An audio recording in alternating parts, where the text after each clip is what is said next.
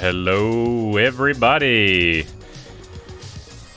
How's everybody doing today? I know you're not answering, but you can answer in the YouTube chat. We are live right now here on YouTube. Right now, the time is 6 p.m. We started about an hour later than we wanted to. We needed an HDMI capture card so I could stream the news to this TV. So these guys ran over there and got that. So sorry for the delay, but we are here. And we got a lot of news to discuss. A lot of things been happening this week. But yeah, for those who are new to the podcast, this is a weekly podcast where we go over all the news from this past week in makers, robotics, games, arcade, esports, and of course, surrogate news at SurrogateTV. This one is our fourth podcast that we've been doing. So as always, you can give us your comments and help us improve this podcast, audio, video, content. We can take all the feedback. Don't be too harsh. Alexi might not like it. Anyways, so without further ado, let's move on to the news. This is the Ninja Robot Podcast.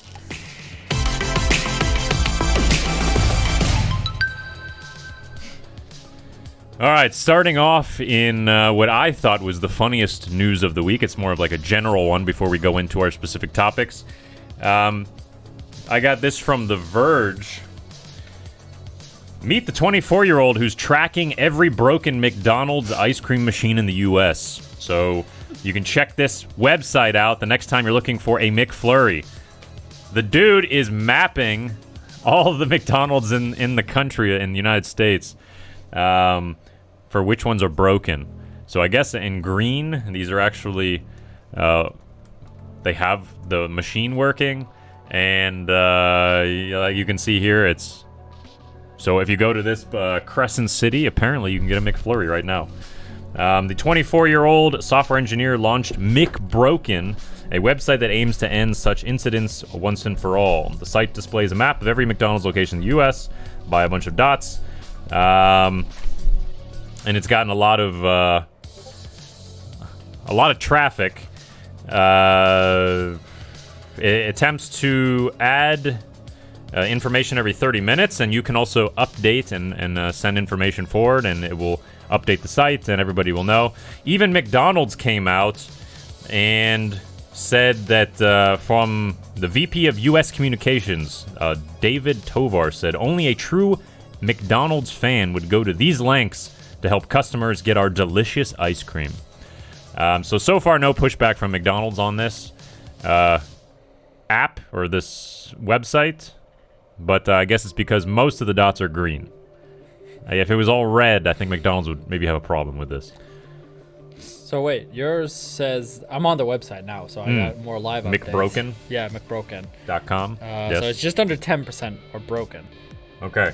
I don't believe that. 10% in the US, that's a lot. More. I feel like it's more. Okay. But it says that New York has the highest. 23.9% of the machines are broken. That's like every fourth machine. Yes. That's nice. Out of 100, so. Wow. Somebody needs to get into the McFlurry machine business and take out whoever's repairing these, because apparently they haven't worked since I was a kid. It was always a joke that the ice cream machine never works at McDonald's. They didn't figure that out in the last 20 years, how to fix a ice cream machine.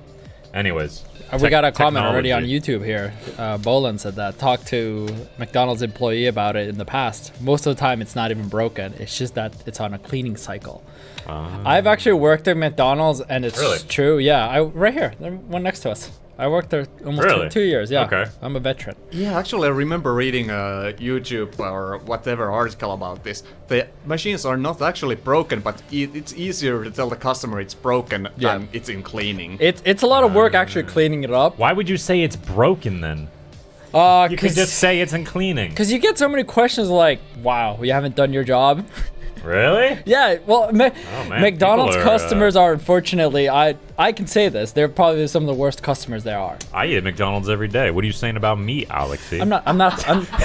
Well, no comment? Where are my chicken nuggets? No You comment? didn't do your job. This is the wrong dip. I said cheese. Yeah. So anyways, in the app here, you can see like this. And it looks like in this picture, they're all offline. But yeah.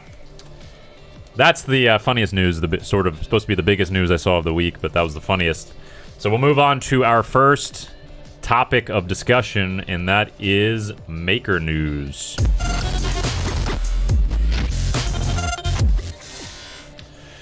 All right, I got some suggestions of this, and it is blowing up all over YouTube. The Hacksmith has created a... We've just made the world's first.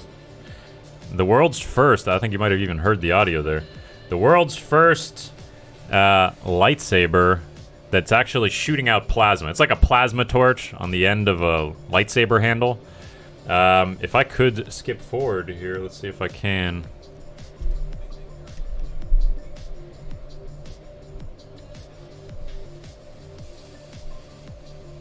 So if you're listening, there's a whole YouTube video, the Hacksmith on YouTube, and you can see his whole process of how he built it. It's using propane, I believe, and yeah, it's actually shooting out plasma. Wait, can you hurt people with that? Of course, you can hurt people. Okay. Yeah, I mean, there's like plasma torches exist. I've used them for cutting metal. They put it into a little focused sort of beam. And it's like a lightsaber. And you have to actually carry the gas tank on you if you're going to go around like a Jedi on the streets. Boba Fett. But yeah, it actually looks like a real lightsaber. Mordecai in the chat in our Discord community was suggesting, trying to make a petition that I would bring this up on the next podcast. But yeah, this is blowing up all over YouTube. If you haven't seen it yet already, the Hacksmith on YouTube. And Mordecai said in the chat that in their latest video, they cut through a safe. Ah, yes, I saw that. That was on today release. Yeah, So they're go cutting check that through. You can cut through stuff. I mean, a plasma torch will cut through stuff, and it's just a less powerful plasma torch. Anyways, that is interesting maker news. Their next maker of the week, I found this guy Paul McCabe. Not sure how to say the name. McDonald's. McCabe. Ah, true. You worked there, so you know how to pronounce these Irish names. All right, so I got this on Hackaday. Trick or treat, Canon will give them candy shell shock. One of the favorite things about Halloween is the sheer number of hacks that come out of it each year. This year, hacking almost a requirement to keep things physically distanced, but that doesn't mean we can't have fun. This guy, Paul McCabe, made a mortar which shoots candy at the children from across his yard so he can socially distance. So you can see here he sticks these shells inside, and you're gonna see he fires it, and it's gonna shoot across his yard to where the kids are. And he was apparently gonna do a parachute idea. See, it's foot power, and boom, shoot candy at the kids. The kids have to duck for cover. It's gonna be like D-Day all over again. It's Candy Day. I find this funny. You know how these like memes are going around, how you gotta watch out in the candy like for razor blades, or people putting like super random objects nowadays in the memes. Yeah. This guy took a step further. He's shooting the actual candy at you. Yeah, the candy will harm you. It's like not the just ammunition. Your teeth. Not just your teeth. You're getting like a Twizzler hurled at you. Yeah. So he built it really simply, a Nerf ball as a spring, and then he's got some pieces of wood, and then just a toggle switch, and yeah, it shoots compressed air. It's like a t-shirt cannon or a potato gun. Yeah, potato gun, right? And it's like shooting your candy at the kids on the street. This guy only has 1 subscriber on YouTube, so if you guys like his project, go give him some subscriptions, because this is kind of funny. Let's see if we can help him out. One subscriber. We don't have a lot, but go and see him. if you can find him on Twitter, tweet him this live stream. It'd be interesting to see if what he'd say about this podcast. But yeah, I don't know if is he trying to attack the kids or is he trying to actually give them candy? Like, my question is, up to you. how large lawsuits are there gonna be? And I want to see the head news. Candy shot in the head over children. Yeah. Yeah, I guess in Finland this would definitely be illegal. But, even BB guns, but you can't walk around with a BB gun. Funland! Right? Yeah. But anyways. Well, I mean, technically you can't. You just can't. Can't get caught. Yeah. All right. So then we'll move on to our next topic of the news this week, and that is robotics news.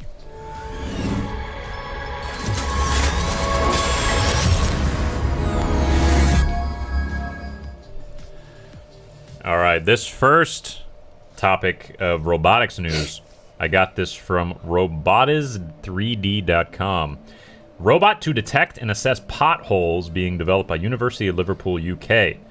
They have announced at the University of Liverpool a new spin-off company, Robotics3D, to take forward a new technology that has the potential to radically transform road maintenance. I actually got this on Traffic Technology today. I've never heard of this website before, but the robot was interesting. So it's going to drive around, find potholes and fill them in, and it's going to do this autonomously. At least that's what they're planning on creating this robot for. Wait, it just finds them? Yeah, it just rolls on the streets. You see it rolling, they hating, it blows some potholes, and then it keeps on rolling. Okay, but it doesn't fill them. It fills them. Oh, it fills them. Okay. Yes. Right. Okay. Or it doesn't just say, hey, there's a pothole, Yeah, that's and what drive I meant. away. I was like, that's not a solution to anything. No, it fills the potholes, so that's the interesting thing about Yeah. this. So, yeah, they will develop an artificial intelligence-driven robotic system to address the national and international pothole problem. The proposed system will be able to autonomously detect and characterize road defects such as cracks and potholes, assess and predict the severity of each such defects, and fix cracks so they do not evolve into potholes. That's cool. So, I mean, that makes sense. I can see this completely being in the future, just robots running around and fixing sidewalks and buildings and painting things and just doing it by itself. No one's going to have to think about that. Yeah. Eventually.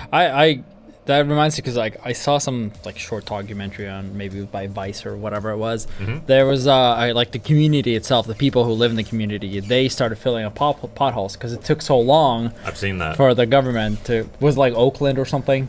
I don't know. There's like an actual movement, I think, online of people just going around and fixing their city's potholes. Yeah. And then apparently it's illegal. Yes. So they're doing it covertly in At the dark. nighttime, yeah. And filling in people's potholes. And then some people even draw pictures on the pothole they fixed. Yeah. And it's like a big but it's like an event for finger them, to the city. But it's like, you guys should actually support this. Yeah. Oh. But it was cool because it was like a movement for them. Because like after they've done filling up potholes for like multiple hours at nighttime, they get together like drink beers and kind of celebrate like pothole crew. I wonder if they have leather jackets that says pothole gang on the back. Pothole gang. Pothole gang, bro. Hashtag pothole gang, everybody, on Twitter. I'm sure it's going to be trending. All right. Next in robotics news this week, the LA Fire Department just hired America's first firefighting robot. On Tuesday, the 3,500-pound RS3 robot helped to put out a fire in downtown LA. It's that one on the back of that trailer there. How's it helping? It can shoot water. Right. Like a firefighter robot should. I was just wondering because there's a burning building just sitting in the back of the trailer. Oh, that's true. It's obviously not helping right now. No, that's what I was like. It didn't really do anything. Yeah, I mean, I guess that was the full video. It's like, yeah, there's a fire in the background. There's a robot. We need more answers. It was there. There's still smoke. Yeah. It's like, I was at 9/11, 100 miles away. It was terrible. But it's kind of like this is what this robot said. like those bomb disabling robots or whatever you call those, like the crews that come and disable bombs. I guess it's like that, except now it shoots water.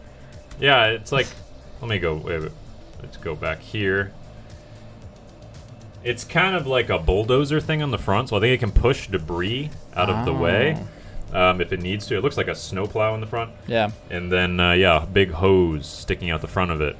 But yeah, it's a pretty big tank, but it's funny. It pans up, and it's like, yeah, it's not actually helping. Yeah. You can see the water shooting out on the left side there from the actual firefighters. But the robot was there. Yeah, it can discharge 2,500 gallons of water. They just realized, like, oh, this isn't a good spot for it. Can't shoot that far. Yeah, I mean, interesting. Yeah, they're like, well, but it's a good photo op. We're just gonna trailer it out of here afterwards. We did advertise We forgot it on, the remote controller. We did advertise it on Facebook already, so we do have to take it there now. It's probably just like us on Robot Explorer days. Ah, forgot that thing. Well, let's make the video anyway. We don't have zip ties, but we don't need a camera. It's okay. Can we push it into the fire and see if it sends some water? Apparently, this thing is worth $272,000. I think we got to get into the business of making some firefighting robots, because we can make that We just hook a hose up to the tracks. a tenth of that price. We can get you that exact same tank, I swear to you. And it's going to actually be at the fire. And there's actually the fire station right across the... Right over there. yeah, true. right next to us. Yeah. We can go pitch it over there. We can go pitch it. Let's see what they say. Anyways, let's go on to the next topic of news this week, and that is game news.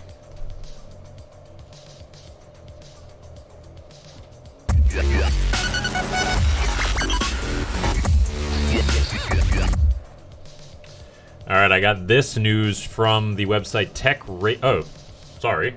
This one first. I got this from everywhere. This game is blowing up.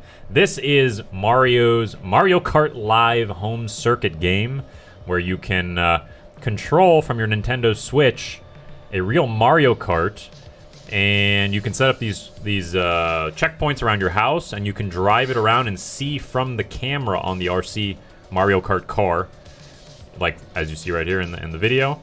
So this came out on Friday, and it was really, really big news. It's going everywhere. And actually what we did at Surrogate is we hooked this thing up to the internet. So right now we have 4 of these running on our racetrack, and you can drive these over the internet. So if you didn't buy one yet, or if you're waiting on yours to get shipped, head on over to SurrogateTV, and you can drive ours. It's been doing quite well every single night. And it's going to run today for another 6 hours at least? Yeah, 7? another 6 hours. But it's a great game, super fun. Nintendo did an amazing job on this game. You just need a Nintendo Switch. You buy one of these carts. The carts are like 120 euro, $120, something like that. But yeah, try it on SurrogateTV. Next in gaming news this week, Garmin releases a smartwatch specifically for gamers. Live biometrics you can stream to your audience. They're best known for running watches and satellite navigation, but now it's branching out into gaming with a new fitness tracker designed specifically with esports in mind. The Garmin Instinct Esports Edition is intended to help you optimize your habits for better performance and give your audience an insight into your biometrics when you're streaming. I'm sorry, what? Yeah. So what? I was waiting for someone else to say it. You get your heart rate? And you can send it to people and you'd be like, dude, that was an intense match. I get it though, because like... That match was intense. Did you see my biometrics on that? Did you see like it spiked to 130? Did you see my bladder? It was full. Do we have the metrics on that? I mean, It's can you got a imagine I bladder played indicator. 2 full games with a full bladder? Yeah. Like, I could understand that watch. Like, I've been having hard time finding a system where I could get my heart rate to my live stream. If that watch would be able to do that, then I would understand that, but It's heart rate. Apparently you can do all this. get it to the live stream, I want it in the OBS. Thank you. I mean, it's apparently so you can show it to your audience. So it does hook up to Really? So Yeah. so it's That's the supposed whole to- point. Yeah, it's intended to help you optimize your habits for better performance and give your audience an insight into the biometrics when you're streaming. Yeah. So there's Thank you, Garmin! some sort of... Yeah, okay, there's some more here. They developed a new tool, StreamUp, which streams data from your watch to your audience so you play, including your heart rate and stress level. There's also sleep tracking, if you fall asleep on the stream, I guess. And you can check if you're having enough rest, plus a dedicated game timer so you can keep an eye on how long you've been playing and plan your breaks.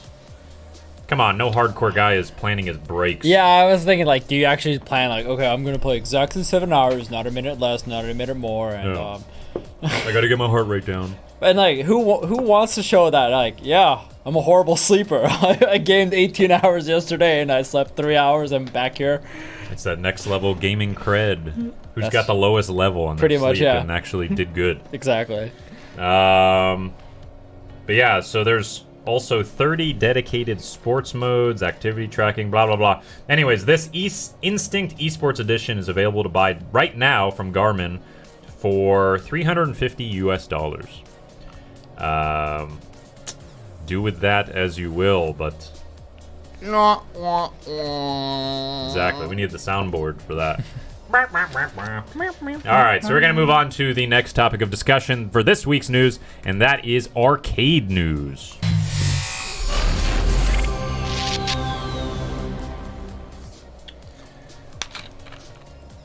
Alright, a Seattle arcade unveils touchless pinball machines.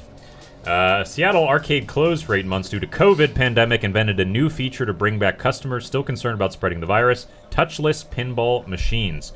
Addaball Amusements in Fremont. Did you say Washington or Seattle? Seattle. Yeah. Fremont, Seattle. I guess it's a subsection of Seattle. Suburb. Anyways, area. They closed its doors early in March to slow the spread of a coronavirus outbreak, and co-owner Brad Johnson said employees started discussing possibilities to resume gaming before the business reopened its doors this week. Our genius employee Alex, aka Sleepy, came up with the idea of putting pedals on a pinball machine using foot-operated controls. He said employees worked on the idea for 2 days before revealing a prototype of a pinball machine operated completely by foot pedals. The business reopened this week at 50% capacity in accordance with COVID-19 guidelines, and the touchless pinball machines were revealed to the public. So let's see if we can... Did they show it already on the screen? Or... Yeah. So you saw the guy hitting with his foot. Okay. Yeah, right here. I mean... How are you going to nudge that machine? Like, you kick it, probably, after you touch it with your feet. Boom! Kick it a couple times, then you smack the pedals. Yeah, I mean... It's not the same, is it? The whole point is that you're leaning on the machine, you're in it, you're in the game. And you're sitting in front of it and you're hitting with your pedals. Yeah, you're just... I mean, come on, can't you just put on some gloves and then flip out the gloves and then... Yeah. Why? Look, the guy has his hands up in the air when he's playing. The funny part is they're playing this and they have no masks. So it's like, you kind of No, that guy they had masks they did? when they were playing. Oh, I missed that. Oh, mask while playing. True that. Yeah, while they were playing. I don't know. Why can't they just use gloves, though? Or disinfect the machines? Look, they went through all the effort. They could have put a pack of gloves next to that pinball machine. Or had a guy who comes around and wipes it after you play. I don't know. Like, what's the...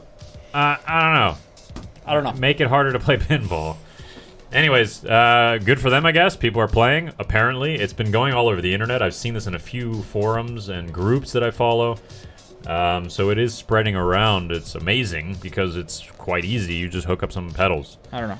I want to ask the YouTube chat, if you guys are watching this, like, what do you guys think of this? What do you, like... Yeah, would you want to play this? Or, I mean, if you play Surrogate, you can just use your fingers. And if it makes sense to you, tell us, like, how. like the biggest, like what I have is how do you nudge the machine? Like that's the number one thing pro pinballers are saying about our machines. You can't nudge them. Yeah. And then you're there in person and you still can't do it. Yeah. I would rather we hook something up to nudge our machines than play with your feet.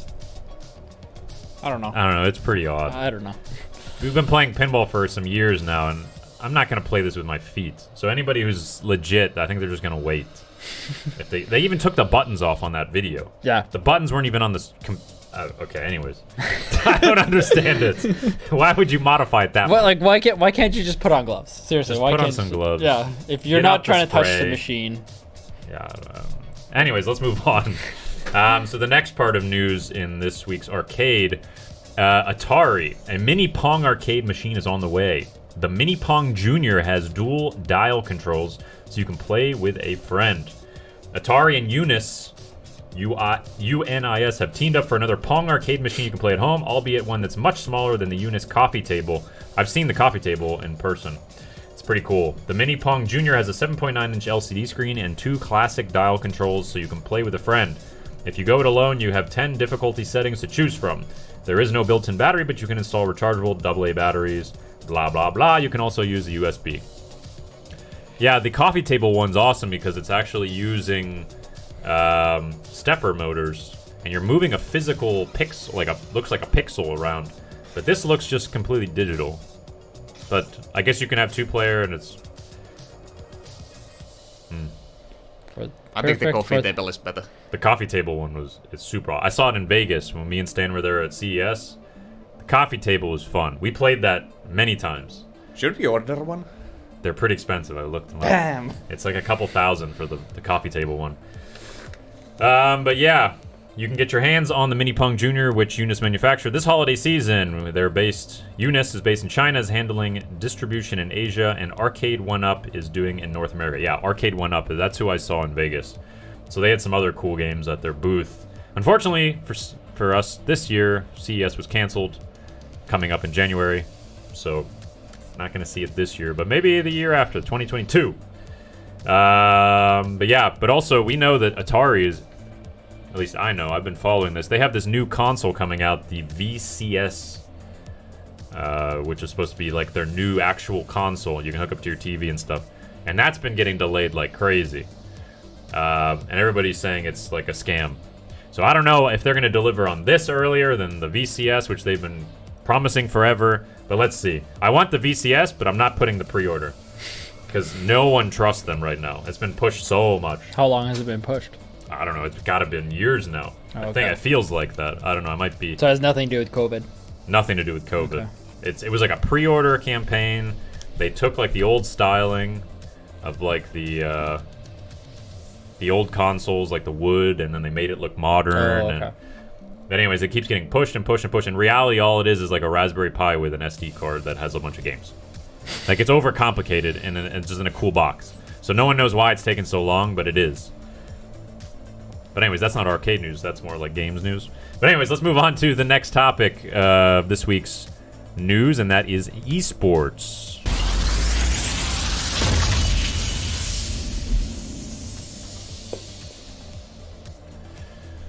All right, this week, Team Singularity terminated Dash Threads partnership. Team Singularity, the esports team, has announced the cancellation of its partnership with apparel company Dash Threads, according to a statement issued by the Danish organization.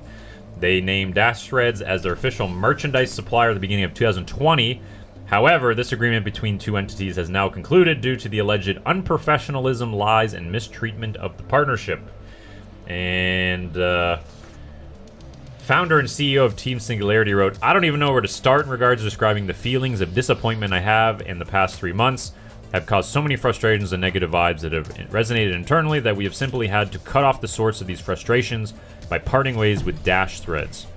They claim that Team Singularity has experienced missing products and failed to execute marketing plans over the past 3 to 4 months due to Dash Threads' inability to fulfill its obligations. And yeah, they seem all pretty sad about it. But anyways, I think it's the clothing provider. I mean, how can you screw that up? Just give them the clothes. And do your ads that you said you're going to do. And then you're not going to get on the news like this. So it's... You should write to them. Yeah.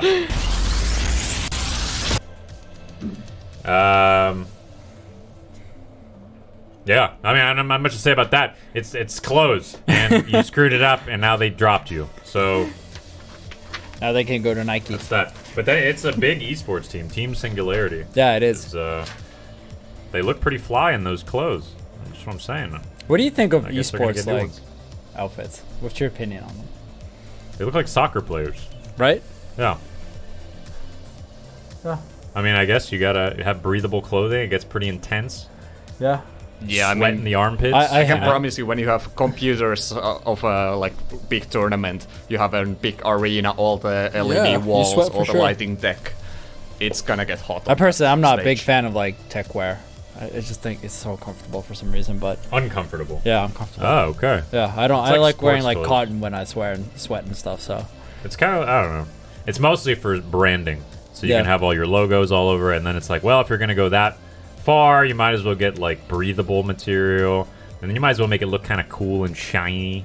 I think it's So about now this- you got that. I think it's about the sport aspect. If that's what the whole industry wants to push, that it's an actual sport. And Yeah, I that's guess if part it of was all cotton shirts that those guys are wearing, it would maybe feel less They legitimate. look like a startup, maybe, you know, like startup t-shirts. Yeah, Pied Piper esports team. Exactly. That's how it would look. But Yeah, I thi- they look legit. I think there's a lot of you can still do with like esports uniforms, in my opinion. I feel like you can go outside the box.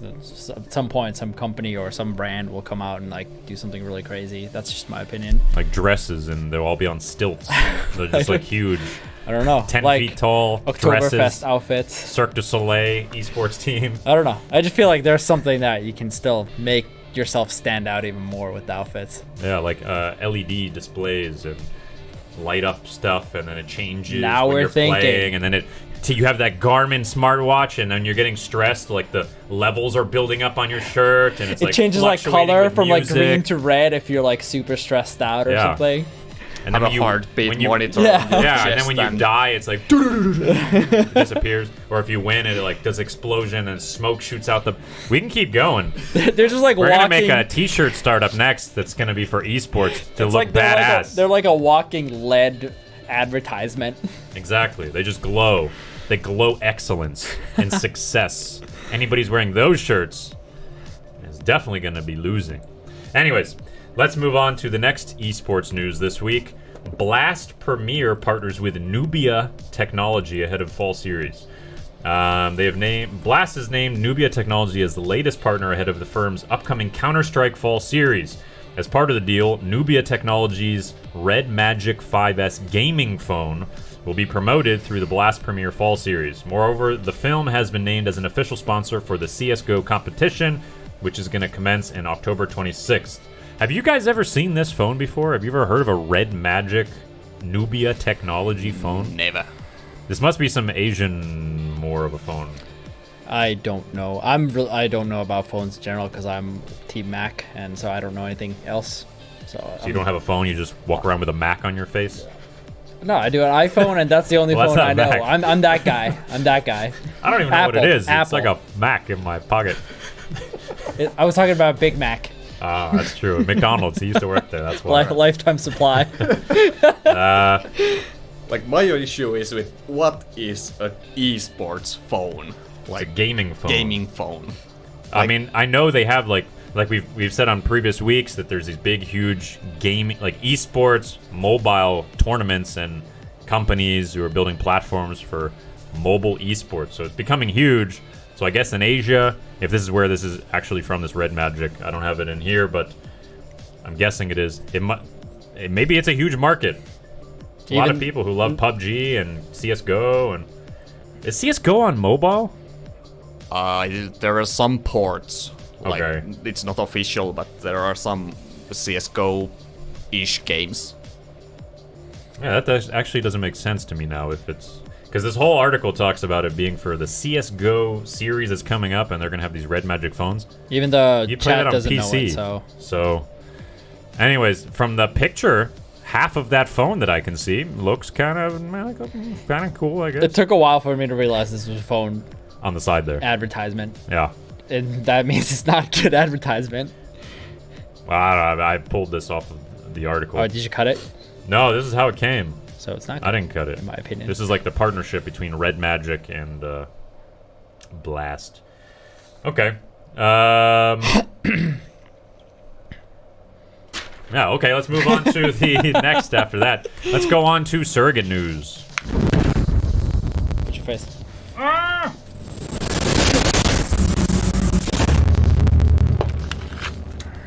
All right, a lot has happened this week at Surrogate. As I sort of hinted at already, we launched Mario Kart Live Home Circuit online. So normally this game is played locally, so you can buy it and you play it in your house. We hooked it online. We have this awesome racetrack that you can play right now, but also we made a video showing you how we did it. So you can go to YouTube and look for this thumbnail. Just search Mario Kart Live Online or just go to SurrogateTV and you'll find it. But here is a sort of preview as to how it looks when you play the game.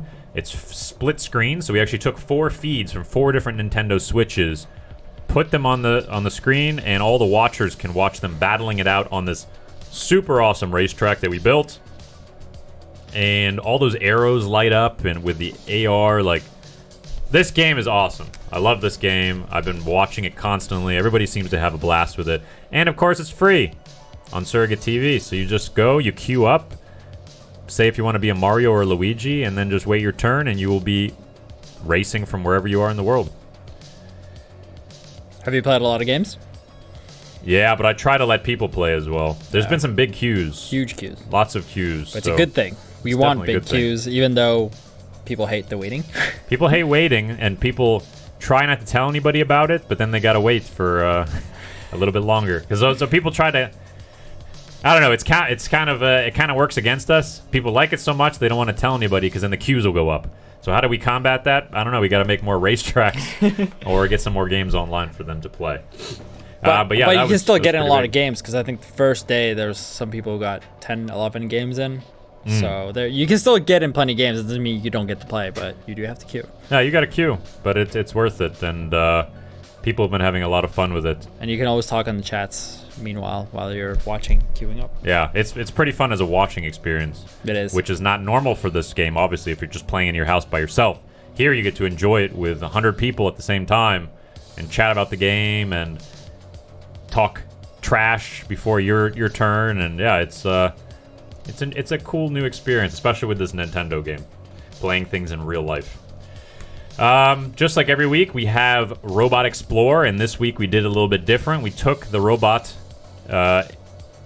Sphero rover that we have, we put the camera on it, and we took it out to Mario's racetrack, and we were actually, so everybody was playing that that new game that we hooked up, and we were driving around being like the police because some people didn't want to queue up. So in the beginning of the game, you have to queue up, and then it starts the game, and then whatever. But some people just keep doing laps over and over and over and over, and being it bad. So let's see if I can skip ahead. So this is the view from our robot. So we're like guiding people. Hey, go back to that starting line. And we started following people and doing some rolling shots. It was pretty fun. You can see us, yeah, you can see us laughing on the right side here. Just chasing down people, helping people. But you can see from the track, it's awesome track. And next week, I'm not exactly sure what we're going to do, but this is every Wednesday we have Robot Explorer. And we always either go somewhere with a robot on 4G, or we'll do some scavenger hunts, or we'll do something where we explore stuff. Robot Explorer. I would want that robot to be more often on that track. Yeah. Just like have like maybe half an hour a day where it just goes and patrols around. Yeah. Some people were suggesting in the chat that we should put the blue light flashing. Yes. So we're like the police. It becomes like Need for Speed. Come up behind them. And they're like, oh no, the popo's behind me. Yeah. The blue light's getting I know some people were a little frustrated with the rover patrolling, but I like that it's a nice aspect. Little bit order to that chaos that was the starting line. Yeah, the starting line it's the only clunky thing right now. It's because you have to go to a certain spot in the game to start the game. But if the person wants to be a troll or just doesn't understand what's going on, then they just keep driving around and they have no clue. Yeah. But people are getting better, and the chat helps people, so it's a very nice time, even if you don't know what's going on. Somebody will help you. And Fierceware said over here in the YouTube live that you should definitely do it again for Robot Explorer. Maybe we'll even open up to Patreon supporters, which we do sometimes. Should do that. Patreon supporters can be the patrol. They can take for turns about an hour. Patrolling, yeah. Yeah, maybe next Wednesday. Let's think about it. Let's see what Stan thinks. Yeah, one thing I have to say usually against these things. One thing I have to say. Shout out to Stan. Shout out to Stan. We appreciate your work. It's like Stan has entered the chat. Stan has entered the chat. No, Stan has exited the chat. One thing I got to say about the starting line, it is really like you have to get into a formation, press X. And I got to say, the players we have had, only a minor part of them have been trolls, and I'm very pleased about that. Yeah, most people have been good about it, but some of them end up making us sit there for 5 minutes because they just want to go away. But then we were like, hey, we got to implement a system where we can take over this robot, and now we have it. So if you're a troll, after one lap, you're gonna get removed from the game. So we can take over any robot we want, and obviously we can kick anybody who's messing around too much. So just have fun. Just play the game like it's supposed to be. There's a leaderboard and everything, so you want to go against people. We might even have a competition going next week. I get it So you that want to get some games in. I get it that some people probably like they're a little bit, at least in the beginning, in awe of the track. That's maybe something, at least when I tried it out, that it does look really cool. So you want to look around. Yeah, there's like the consoles and figures around the track, so you kind of stop to look at them, which is fine. But, you know, try to keep it moving as well. True. And then queue up again, if you can, and then keep exploring that way. Yeah. But anyways, it's a fun game. It's going on right now, so if you're listening to this live, you can go over to SurrogateTV, and then it's right on the homepage. Mario Kart Live Home Circuit. It's a big Mario theme here this week, for sure. And it's going all the way till midnight finish time. So it's Past midnight. Past midnight. Yeah, Maybe a Green bit Break- longer. Maybe He a said bit maybe longer. 3 a.m., so that's, what, another Ooh. 7 hours, 8 hours? A long time. Yeah. Also, every week we have on Fridays SumoBots Battle Royale. We actually have it right after this podcast. In 15 minutes. In 15 minutes. So let's wrap this up. I'm not stressing. Last week, who's hosting? Me. Okay, Alex is hosting, so you're going to see him again. There's in no one 15 else minutes. here to host. Oh yeah, everybody left today already because we did this a little bit later than usual.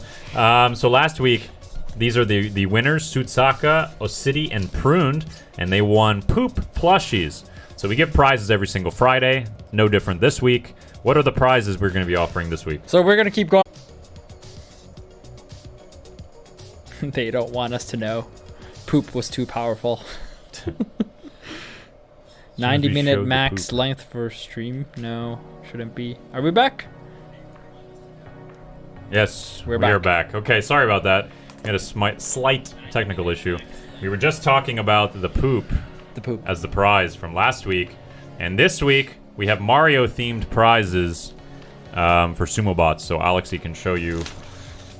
This is Right one here. of the prizes. Who's gonna get this? First place? Top 3. They all Top get. 3 all get this. Yeah, I'll get this. If you guys saw this on our social media, Shane was wearing one of these. Yeah. You look super cool when you wear this. It doesn't look like this is some weird organ on your body. Hey now. I swear it doesn't. I wasn't even thinking anything like that. Right. It's a little creepy, but it's funny, and it's Mario themed. Yeah, So it's top funny. 3 in sumo bots will be getting these, and we are Yeah, if starting. you want good looks on the streets, wear this thing out. guaranteed. Guaranteed looks. So you want to win that today in SumoBots, which is going to be starting in about 15 minutes. And see how cool he looks? Look at those eyes. They just stare into your soul. Yeah. So this is the current leaderboard. As you can see on the left is last week's. So it was Wilburst, Jeffman, and Kochipos was in top 3. But this week, the Season 2 leaderboard has changed. Sutsaka came from 5th place, came up to 1st. Wilburst dropped to 2nd. And Jeffman dropped from 2nd to 3rd. And Garfy from 6th to 4th. So these are kind of switching around a lot. But it's pretty close. And no worries if you haven't played the game before. We're using an LO system, so you can jump up in the scoreboard at any time. If you just beat a couple of these top players, you'll shoot up to the scoreboard, and then at the end of the season, you're going to get some cool prizes. And actually, I think you even win a robot, if I remember correctly. I think top player actually wins a sumo bot. Yeah. Yep. So that's something to stick around for, but if you haven't played yet, go there, get some games in, get your scores up, and maybe you'll be top 3 at the end of the season, which I believe is next month. I gotta say, nice update on the updating leaderboard week to week. Yeah, I did it last week too. That's good. Yeah. Yeah. So we can see who's moving up. Yeah. Then we got some top clips of the week. I actually got 2 this week.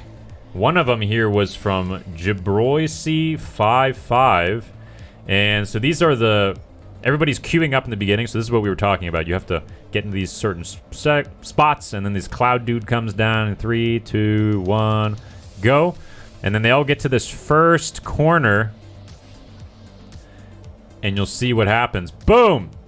Drive on top of the Luigi on the top right there. Mario's on top of Luigi. Luigi's are bashing into each other. They didn't like him. But yeah, it was a funny clip. You don't see wheelies too often in this game, and it's been played many hours now. So it's funny when you see the wheelies. I even got a clip myself on the wheelie, which looks cool. The Robo Explorer also clip that I posted Wednesday. It was a wheelie right from the start. Robot Explorer. Yeah. Yeah, but I mean in Mario Kart you don't see no, wheelies. but it was in Mario Kart when the Robot Explorer was on track. I went to film it, and I didn't even realize after I went to edit it that they had wheelies on top of each other. Yeah, this game is super fun. All kinds of crazy stuff happening. You want to check that out. And then top clip of the week, I got this from Mordecai on Sumo Bots. And you can see that white bot in the middle there. Its now wheel is out of the edge, and it's trying to inch its way in. Usually that's a death sentence. Boom, gets in, and then pushes out the person in the middle. That white bot is pushing that pink bot. Who are those? Do you know? I have the names on the left side, but I gotta move it. That was nice. I've never seen that. And then the white bot won. So that was an interesting... Usually, if you get any wheels out on the side of the Sumo Bot arena, you're dead. Yeah. And they managed to just ride it. Ride it right to the middle, and then fought against that pink bot and took the win. And I would like to note that white bot had only 3 wheels. Really? Still, Yes. Oh, wow. Oh, yeah, the back right wheel was missing, Wow. too. So even less traction. Clutch. That was pretty pimp. All right, and that's a good way to get to the end of our podcast. Let's. If you do want to submit a clip, or if you do want these clips to be featured here on the podcast, so down below, as you can see on Discord, or you could see, is on Discord, our Discord, the Surrogate Specific Media channel. Is that Yes. Hashtag Surrogate Specific Media in our Discord. So discord.gg/SurrogateTV. Take some clips of the game. You can do it on a screenshot or through Twitch, because we stream to Twitch on all of the games.